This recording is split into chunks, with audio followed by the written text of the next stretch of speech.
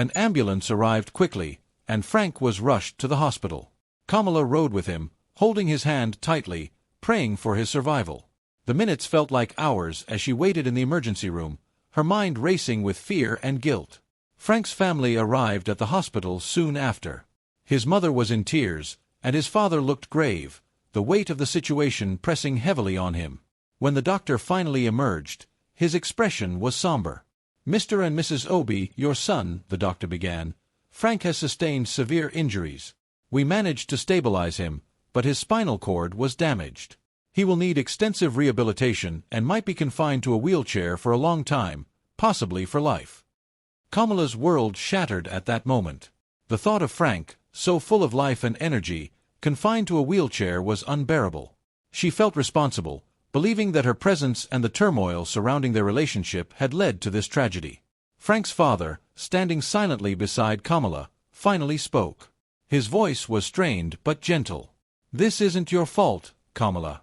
Frank cares for you deeply. We all need to focus on his recovery now."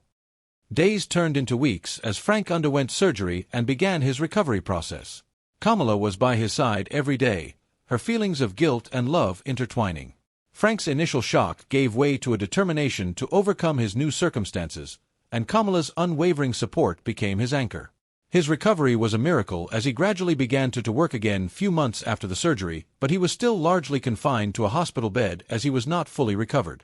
Frank's father, witnessing the strength of their bond and Kamala's dedication, knew that Kamala would make a good wife for his son Frank, but still did not want to compromise his social status by allowing his son to marry an OSU, the outcast family. One evening, while Kamala was rounding up at the office, she received a message that Frank had had a fatal fall while he was undergoing a therapies. She rushed to the hospital, sat by Frank's bedside. Holding his hand, he squeezed it gently. "Kamala," he said, his voice weak but filled with resolve. "I love you," he managed to say before passed out. Tears streamed down Kamala's face as she leaned in to kiss Frank's forehead.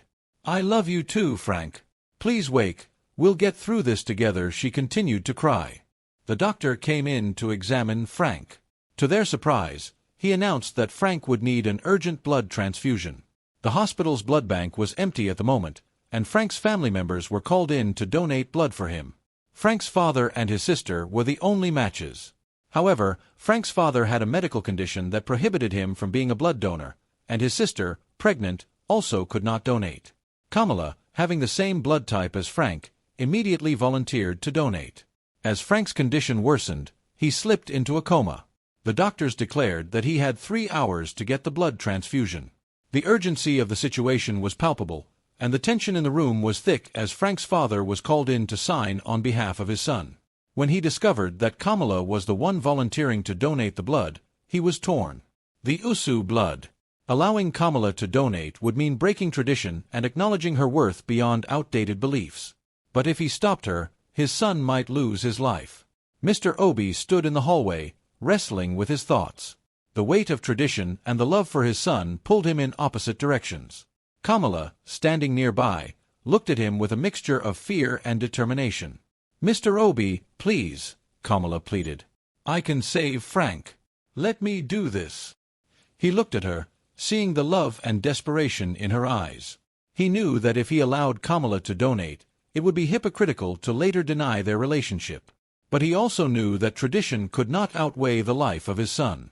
With a deep breath, he nodded. "Do it," he said quietly. "Save my son."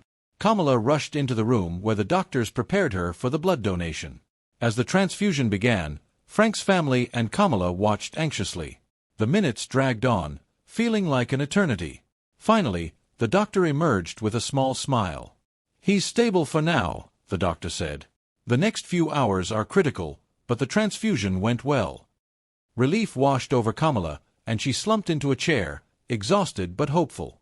Frank's family, too, was relieved, though the weight of what had just transpired hung heavily in the air. Over the next several days, Kamala remained by Frank's side, praying for his recovery. Slowly, he began to show signs of improvement. One morning, he opened his eyes and saw Kamala sitting beside him, her eyes filled with tears of joy. "Kamala," he whispered, his voice weak but filled with emotion. "You saved me." Tears streamed down her face as she took his hand. I couldn't let you go, Frank. I love you too much. Frank's father, who had been standing in the doorway, cleared his throat. Kamala, he said, his voice trembling, thank you. You have given us all a second chance. Kamala nodded, grateful for his words. But she knew the real challenge was still ahead. Frank's father had made a difficult decision in a moment of crisis, but the societal pressures and traditional beliefs they would face were still daunting. As Frank continued to recover, Kamala and his family worked together to support him. His father, slowly but surely, began to see Kamala not as an outcast, but as someone who had proven her love and dedication in the most profound way possible. One evening, as Kamala sat by Frank's bedside, he squeezed her hand. Kamala, when I get out of here, I want us to be together. No more secrets, no more hiding. I want to face the world with you. Kamala smiled, tears in her eyes. I want that too, Frank. Whatever it takes, we'll do it together. Meanwhile, Frank's father made a decision. He approached Kamala one day while Frank was resting. Kamala, he began, I was wrong. I let old traditions cloud my judgment. I see now how much you love Frank and how much he loves you. You have my blessing. Kamala and Frank facing a new reality together. Their love, tested by fate and tradition, emerged stronger. They knew the road ahead would be challenging, but they were determined to walk it hand in hand, ready to defy the odds and build a future together.